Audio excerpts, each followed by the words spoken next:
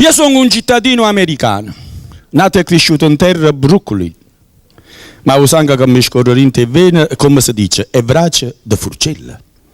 E perciò che all'altro giorno, mentre mi faceva a barba, mi venette in da cervella e partì con prima vola per la città e per Licenella. Napoli la conosceva per canzone e per scudetto e Diego Maradona. Sapeva invece che una napolitana è gente che ti accoglie a cor mano.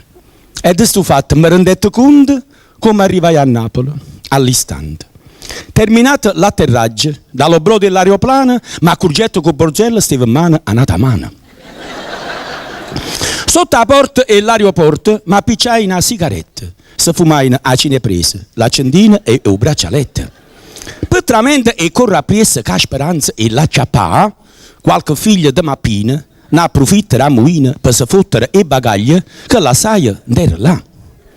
Mentre faccio o pare e o spara se partire o se restare, venuto a casa e ma via, può quartiere e papà mia. Goppa scese da Ruanella e rimbetta a o Campusante, una moto a contromane ci ammaccaia o latinante.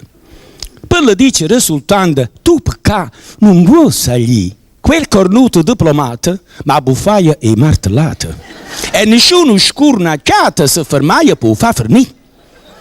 Iaste manna ancora è morta per ciaccata e rinda e capilla, prenotaia o prima vola e tornaia a Brooklyn. Petramente ritornava, ma venette in fantasia che lo dite che diceva notte e giorno, papà mia, vide Napoli e poi muore. Ci poteva mai pensare che a 29:30 non sono morto veramente e proprio innanzi al Campusante a abbonarmi papà. Che schifo.